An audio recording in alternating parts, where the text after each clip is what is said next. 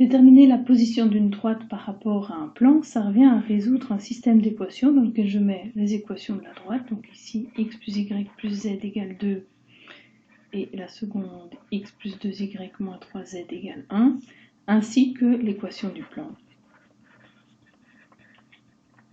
Ce qui me donne donc un système 3 équations, 3 inconnues, que je peux résoudre à l'aide de la méthode de Gauss en passant à l'écriture matricielle.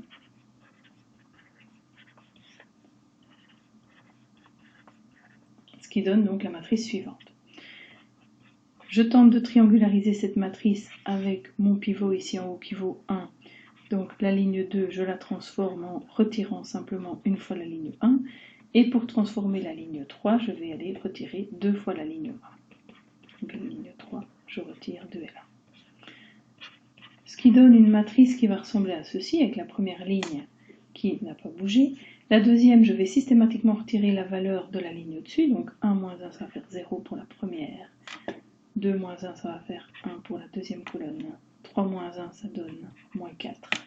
Et 1 moins 2, ça donne moins 1. Alors que pour la troisième ligne, je vais retirer 2 fois ce qui se trouve au-dessus dans la première ligne. Donc 2 moins 2 fois 1, ça fait 0. 4 moins 2 fois 1, ça fait 2. Moins 6 moins 2 fois 1, moins 8. Et 4 moins 2 fois 2, 0. Il reste à transformer ce 2 en 0 également en utilisant ce qui se trouve juste au-dessus dans la ligne 2. Ici, c'est un cas un peu plus simple puisque ça vaut 1. Donc la ligne 3, il suffit de lui retirer 2 fois la ligne 2 pour amener le dernier 0 là où on en a besoin. Sachant donc que les 2 premières lignes, on n'y touche pas. La troisième, 0 moins 2 fois 0, ça fait 0. 2 moins 2 fois 1, 0. Moins 8, moins 2 fois moins 4, ça fait moins 8, plus 8, ça fait 0. Et 0 moins 2 fois moins 1, ça fait 0 plus 2, ça fait 2. Et là, on constate tout de suite qu'on est dans le cas de figure d'un système impossible, puisqu'on n'a que 0 égale 2.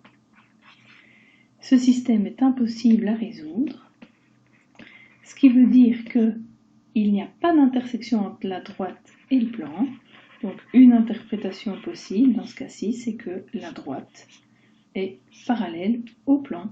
Elle ne vient jamais le couper, donc il n'y a pas de point de percée de la droite dans le plan. Donc solution impossible pour cet énoncé.